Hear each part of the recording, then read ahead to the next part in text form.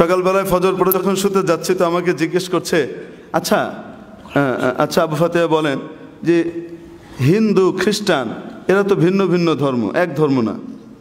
খ্রিস্টান বৌদ্ধ এরা তো ভিন্ন ভিন্ন ধর্ম, এক ধর্ম না। তারপরে বৌদ্ধ হিন্দু এরা তো ভিন্ন ধর্ম, এক ধর্ম না। কিন্তু এরা এই খ্রিস্টান বৌদ্ধের উপরে, বৌদ্ধ খ্রিস্টানের উপরে, ইহুদি খ্রিস্টানের উপর, খ্রিস্টান বৌদ্ধের উপর এরকম আক্রমণ করে না, এরকমভাবে কঠিনভাবে তাদের পিছনে পড়ে না, তাদেরকে ধ্বংস করতেও এক পায়ে খাড়া হয়ে যায় না। যেই পরিমাণ সব মিলে যেন মুসলমানের বিরুদ্ধে কেমন যেন সব একাট্টা। এটা কেমন কথা? এটা যুক্তিতে ধরে না। ব্যাপারটা কি? আমি বললাম যে ব্যাপারটা কিছুই না। নবীজি সাল্লাল্লাহু আলাইহি সাল্লাম বলে গিয়েছেন রসুনের পাছা সব এক। আমাদের ভাষায় বললাম, নবীজি বলেছেন আল কুফরু মিল্লাতুন ওয়াহিদা। যত কুফরি শক্তি আছে মুসলমান এবং ইসলামের এগেইনস্টে তারা সব এক প্ল্যাটফর্মে থাকবে। যুগ যুগ ধরে আমেরিকা আর রাশিয়ার ভিতরে দ্বন্দ্ব, শীতল যুদ্ধ চলছে, তাদের স্নায়ুযুদ্ধ চলছে, সব কিছু চলছে, কিন্তু মুসলমান পিটানোর ব্যাপারে তুমি আমি ভাই ভাই, তাতে কোনো অসুবিধা নেই। আমেরিকা আর ব্রিটেনের মাঝখানে তাদের কালচারাল দ্বন্দ্ব মনস্তাত্ত্বিকভাবে কি পরিমাণ, এরা যেটা করবে আমেরিকা সেটা করবে না, তার বিপরীতটা করবে। যেহেতু এদের এখানে ব্রিটেনে যেহেতু বাঁ দিক দিয়ে গাড়ি চলে, রাইট হ্যান্ডেড ড্রাইভ হয়, আমেরিকাতে তারা তার বিপরীতটা করেছে, না সেটা করা যাবে না, আমরা ওদের অধীনস্থ নাকি, আমরা তার ভিন্ন। তারা আলাদা করেছে, তারা ডান দিকে নিয়ে আসছে। এটা ইসলামের জন্য করছে তা না, যে ইসলাম ডান দিকে চলা পছন্দ করে তাই তারা এদিকে, তা নয়। যেটা গ্রেট ব্রিটেন করবে তার বিপরীতটা করতে হবে। এটা তাদের রক্তের ভিতরে ঢোকা, নিজেদের শ্রেষ্ঠত্ব প্রকাশ করার জন্য এটা তারা মনে করে, স্বকীয়তা প্রকাশ করতে হবে। আমি বলছি নিজের থেকে তা নয়। যারা আমেরিকাতে থেকে এসেছেন দীর্ঘদিন, ইনাদের কাছ থেকে দীর্ঘ সময় এই সমস্ত কথা শুনে তারপরই বলছি। ব্রিটেনে যেহেতু এখানে লাইট অন অফ করার জন্য সুইচ নিচের দিকে চাপতে হয়, অফ করার জন্য উপর দিকে চাপতে হয়, ওরা ঠিক তার উল্টা। অফ করার জন্য নিচে চাপতে হবে আর অন করতে হলে উপরে চাপতে হবে। মানে কি পরিমাণ তাদের ইখতিলাফ, আপোষের ভিতরে দ্বন্দ্ব। কিন্তু মুসলমান পিটানোর ভিতরে ইরাকে নামকাওয়াস্তায় একটা অভিযোগ তুলে, ধোঁয়া তুলে আক্রমণ করে 25 লক্ষ শিশু হত্যা করার ব্যাপারে, হাজার হাজার মানুষকে, লক্ষ লক্ষ মানুষকে বিকলাঙ্গ করে দেওয়ার ব্যাপারে, সিরিয়াতে হামলা করার ব্যাপারে সব একমত। পিটাও, আছি আমরা। কেউ এদিক থেকে আক্রমণ করবে, কেউ ওদিক থেকে আক্রমণ করবে, কেউ উপর থেকে বলবে না না না না না আসলে তল দিয়ে সাহায্য পাঠাবে। এই সমস্ত কাজ করে তারা একমত হয়ে যায়। কেন? নবীজি বলেছেন, এটা নবীজির বাণী, এটা যে কাফের শক্তি, কুফুরি শক্তি, এরা সব সময় মুসলমানের এগেইনস্টে কি হবে, এক প্ল্যাটফর্মে থাকবে, এরা এক হয়ে যাবে। এই জন্য আমরা অনেক সময় হতাশার ভিতরে ভুগি না। আমরা বলি না হুজুর হকপন্থী দল, মানে সবাই তো হকের কথা বলে, যারা ইসলাম মুসলমান এরা এত দলে বিভক্ত কেন? এরা এত দলে তো বিভক্ত হবে, এরা এক প্ল্যাটফর্মে চলে আসবে, এটা তো নবীজির ঘোষণা না এবং আল্লাহর ইচ্ছাও না। এটার ভিতরেই পরীক্ষা হবে, বাছাইয়ের পর বাছাই, সহজ বাছাই, কুফর থেকে ঈমানের ভিতরে চলে আসা, এটা হলো সহজ বাছাই। এই সহজ বাছাই উত্তীর্ণ হওয়ার পরে এইবার নবীজি সাল্লাল্লাহু আলাইহি সাল্লামের রেখে যাওয়া পরিষ্কার পরিপূর্ণ দিন, যেটি সাহাবায়ে একরাম দুনিয়ার ভিতরে জিন্দা করে রেখে গিয়েছেন পরিষ্কারভাবে, সাহাবায়ে একরামের অনুসৃত সেই তরিকাকে কে ফলো করতে পারে, কে ফলো করতে পারে না, এটা হলো চূড়ান্ত বাছাই।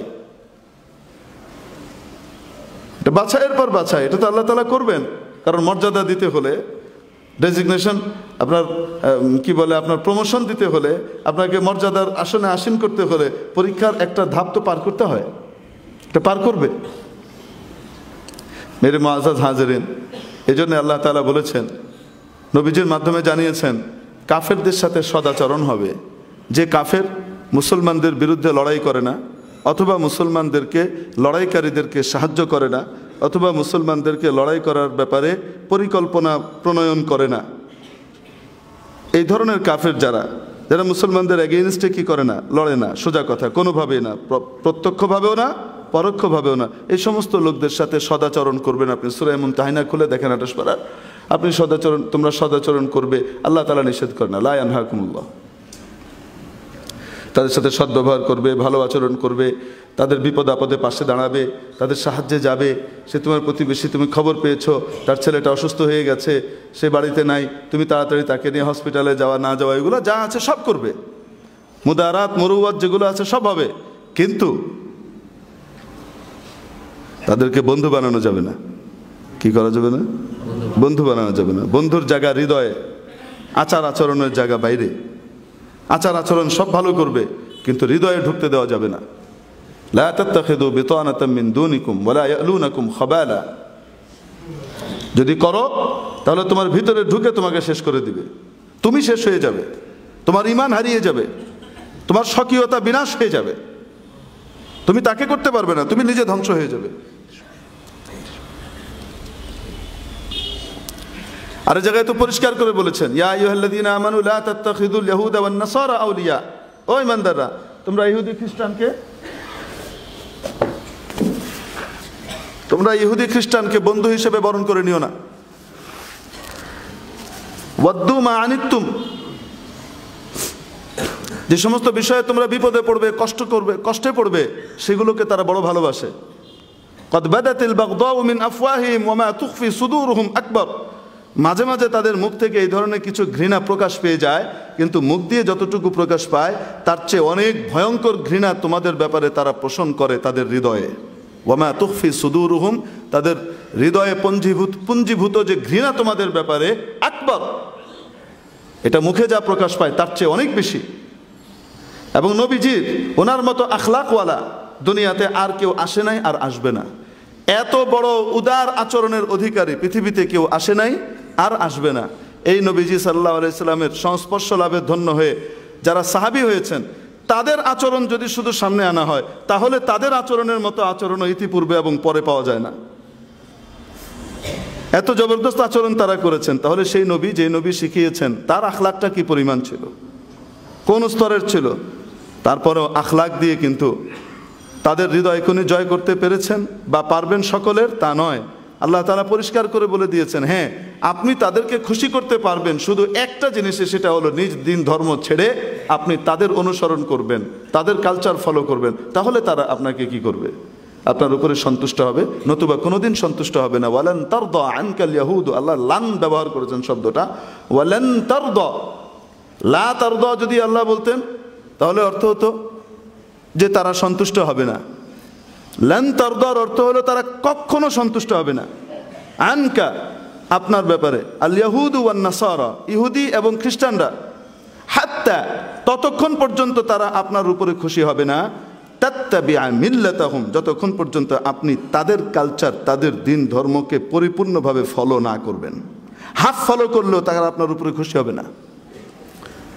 সে বলবে দোয়া আসলে উপরে উপরে আমাদের, আসলে ভেতরে আমাদের কিনা সেটাও একটু বাজিয়ে নেওয়া দরকার। এটার জন্য ওই লোককে দিয়ে কি করবে, ভেতরে ভেতরে ইসলাম এবং মুসলমানদের বিরুদ্ধে শত্রুতামূলক কাজে সে সফল হয় কিনা, ওই ধরনের কাজে সে এগিয়ে যেতে চায় কিনা, ওইটারও পরীক্ষা নিবে। তার মানে দিন ধর্ম নিজের পুরা শেষ করতে হবে, তারপরেই তারা খুশি হবে। নবীজির উপরে খুশি হয় নাই XYZ, আমি আপনি কে যে আমরা তাদেরকে আখলাক দিয়ে একদম পুরা কি করে ফেলবো? আখলাক কোন পরিমাণ দেখাতে হবে, কি পরিমাণ দেখাতে হবে, সেটাও নবীজি সাল্লাল্লাহু আলাইহি সাল্লাম শিখিয়ে গেছেন। এজন্য বললাম, তাদের বিপদ আপদে, তাদের সাহায্যে, তাদের পাশে, তাদের সমস্যায় পাশে দাঁড়ানো, এটা ইসলাম কোনোদিনই নিষেধ করে না। এবং তাদেরকে কি করা, উপকার করা, এটাতেও ইসলাম নিষেধ করে না। বরং ইসলাম নিষেধ করে যেটা, কখনো হৃদয়ের ভিতরে যেন তারা না ঢুকতে পারে, এটা খেয়াল রাখবে। আর যদি কারো এমন হয় যে খুব মেলামেশা করতে গেলে তার হৃদয়ে সে ঢুকেই যাবে, তার জন্য সাদ্দান লিল বাব হিসেবে এটাও বন্ধ হয়ে যায়। যেমন জিনা, ব্যভিচার, এটা মৌলিকভাবে নিষিদ্ধ, কিন্তু আল্লাহ তাআলা ওই জিনিসকেও নিষিদ্ধ করেছেন যেই জিনিস জিনা এবং ব্যভিচারের নিকটবর্তী করে দেয়, যেগুলোর কারণে জিনা ব্যভিচার হতে পারে, সেটাও আল্লাহ নিষেধ করে দিয়েছেন। কুল্লিল মুমিনিনা ইয়াগুদ্দু মিন আবসারিহিম ওয়া ইয়াহফাযু ফুরুজাহুম, ঈমানদারদেরকে বলে দেন তাদের নজর যেন তারা নিচের দিকে রাখে। ওয়া ইয়াহফাযু ফুরুজাহুম, এবং নিজের গোপনাঙ্গের যেন হেফাজত করে। উদ্দেশ্য গোপনাঙ্গের হেফাজত, কিন্তু এটা করতে হলে নজর হেফাজত করা লাগে। কারণ নজর হেফাজত না করলে অনেক সময় কি হয়ে যায়, ধ্বংস চলে আসে, ধ্বংসের দিকে ডাক দিবে। তাই আল্লাহ ওটাকেও নিষেধ করে দিয়েছেন। তো যেই ব্যক্তির অধিক মেলামেশার কারণে এই কথার শঙ্কা হয় যে আমি অধিক মেলামেশা করলে তাদের সাথে খুব বেশি খাতির রাখতে গেলে তারপরে আমি তাদেরকে হৃদয়ের ভিতরে জায়গা দিয়ে ফেলবো, তার জন্য অতটুকু করাও নিষিদ্ধ। সে অ্যাভয়েড করবে, ক্ষতি করবে না। কোনো মানুষের ক্ষতি করা এটা ইসলাম পরিপূর্ণভাবে নিষিদ্ধ করেছে। মেরে মুআজ্জাজ দোস্ত বুজুর্গ, কি পরিমাণ অবস্থা চলছে! জুলুম নির্যাতনের এক শেষ, কোনো সীমা রেখা নাই। আল্লাহ তাআলার কাছে হারাম কাজগুলোর ভিতরে অন্যতম অপছন্দনীয় কাজ হলো জুলুম। এটা এমন এক কাজ যেটার কারণে আল্লাহ তাআলা দুনিয়াতেই অনেক সময় আযাবের বহিঃপ্রকাশ ঘটিয়ে দেন। আরাকানে কঠিনভাবে কি হলো? মানবাধিকার লঙ্ঘিত হলো, কঠিনভাবে লঙ্ঘিত হলো। যদিও এটার ব্যাপারে আন্তর্জাতিক আদালতে মামলা দায়ের করে এটা জিতে আসার দায় দায়িত্ব অন্য কারো ছিল, তারা করে নাই। আফসোসের সাথেই বলতে হয়, যাদের ছিল তারা করে নাই। কোথাকার কোন আফ্রিকান এক আইনমন্ত্রী, উনি দাঁড়িয়ে আন্তর্জাতিক আদালতে আমাদের প্রতিবেশীর হক কী করলেন সাবিত করার জন্য আইনগতভাবে আন্তর্জাতিক পর্যায়ে লড়লেন। এটাও আমাদের জন্য লজ্জাজনক। আমাদের জন্য, আমাদের দরকার ছিল সবার আগে, কারণ সরাসরি সংশ্লিষ্ট আমরা, ভুক্তভোগী আমরা। তাদের দেশে তো আর রোহিঙ্গারা ঢুকে নাই আশ্রয় নিতে, আমাদের দেশে ঢুকেছে, আমরা আশ্রয় দিয়েছি, লায়াবিলিটি আমাদের ঘাড়ে আসছে। তো তাহলে জাতীয় স্বার্থের দিক থেকে তো আমাদের দায়িত্ব ছিল আগে এগিয়ে যাওয়া, এটা নিয়ে বিশেষভাবে লড়াই করা। কিন্তু আসলে লড়াই করার জন্যে যে ধরনের মানুষ দরকার সেই মানুষ ধরন সম্ভবত নাই। এই জন্য ইচ্ছা থাকলেও আগানো যায় নাই। অনেক সময় থাকে না যে মনটা চাইতেছে একেবারে ঘুষিয়ে ফেলাই দিই, এই পরিমাণ শয়তানি করছে তো ফেলাই দিই, কিন্তু ঘুষি মারতে পারে না। কেন? কারণ তার শক্তি কমজোর, দুর্বল, সে কইতে পারে না। কইলে পারে উল্টা আছাড় খায় ফেলাই দিব, 10টা খাইব। এই জন্য মনে তো চায়, মনে মনে করে ভাইতাম রে, আর বাইরে বলে জি জি জি জি, তেল তেলে হাসি হাসে। এই টাইপের অনেক সময় হয় না? এই ধরনের মেরুদণ্ডহীন লোক যদি কি হয়, যাদের এই সমস্ত জ্ঞান, আন্তর্জাতিক ব্যাপারে এই সমস্ত জায়গায় মামলা চালানোর মতো জ্ঞান কম, তো ওই ধরনের লোক গিয়ে কি করবে? ওই নাকি মামলা করতে আগ্রহী হবে, সে চুপচাপ বেয়ে থাকবে, খামাখা বদনাম করার দরকার নেই, স্বাভাবিক। আল্লাহ তাআলা যে ভদ্রলোক তাদের পাশে দাঁড়িয়ে এইভাবে আন্তর্জাতিক আদালতের ভিতরে তাদের হককে প্রতিষ্ঠা করে, ঘোষণা করে, আইনগতভাবে এটাকে ওখানে প্রমাণিত করে নিয়ে এসেছেন, আল্লাহ তাআলা সেই ব্যক্তিকে আমাদের গোটা উম্মতে মুসলিমার তরফ থেকে উত্তম বিনিময় নসিব করুন, আমিন। কারণ এটা আমারও কাজ ছিল, এটা শুধু সরকারের কাজ না, এটা আমারও কাজ ছিল, আপনারও কাজ ছিল। যার যার অবস্থান থেকে এটা করার মতো যতটুকু ক্ষমতা আছে ততটুকু এটাকে প্রয়োগ করার দরকার ছিল। নিশ্চিতভাবে আমরা সকলেই করেছি, এ কথা বলতে পারবো না। এটা শুধু সরকারেরই দায়িত্ব তা নয়। সরকারের কাছ থেকে আমরা রাস্তাঘাট নিয়ে নিই, কালভার্ট নিয়ে নিই, আমরা মাশাআল্লাহ পাতাল রেল, উড়াল রেল সব নিয়ে নিই। কেন? আমরা এগুলা চাই, তাই আমাদেরকে সেগুলো দেয়। যেগুলো আমরা চাইবো সেগুলো লোভই তো দেখাবে।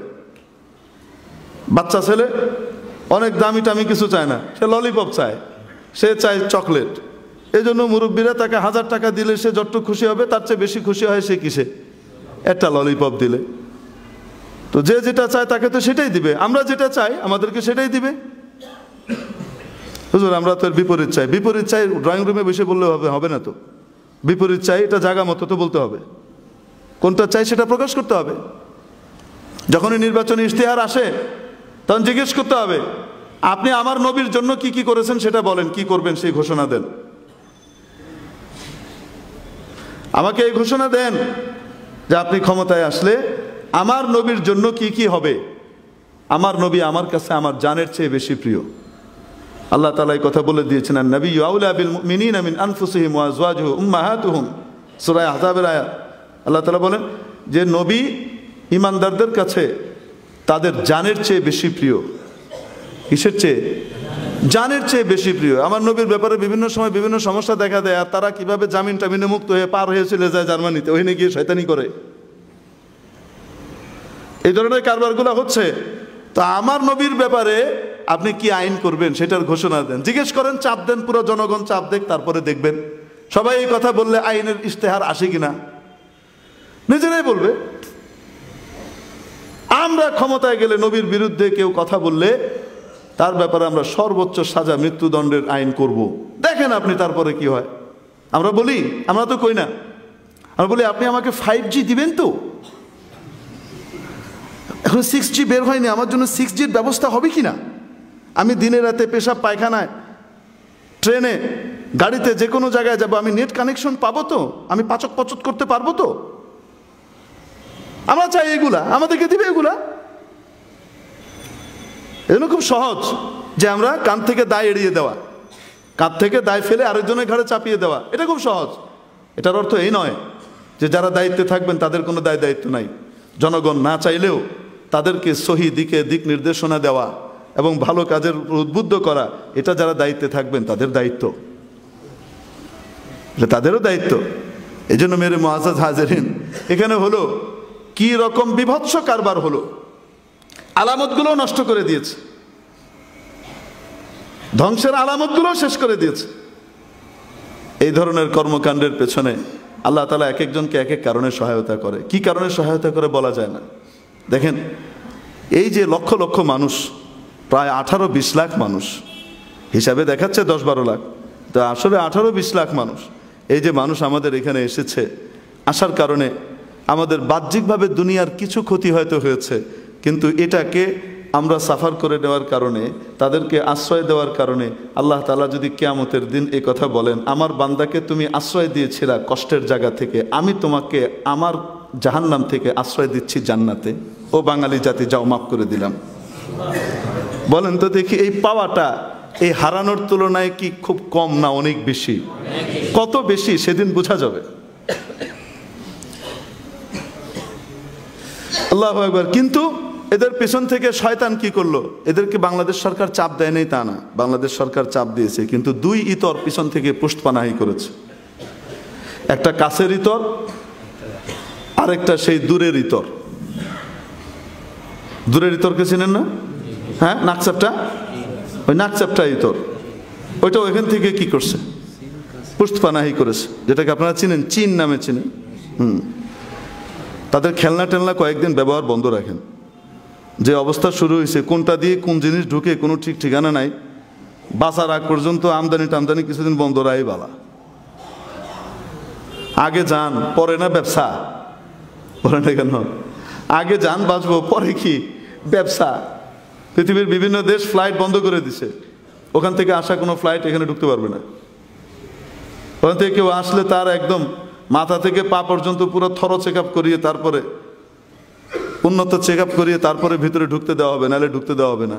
এই কাম ওরা যেমন করে আমাদেরও করা উচিত। আল্লাহ একটা জবরদস্ত সুযোগ দিছে। হুজুর কি কর, আমগো তো ব্যবসায় লাল বাতি জ্বলবো, আপনি বললে মিয়া লাল বাতি আর নীল বাতি দেখবো কেঠায়?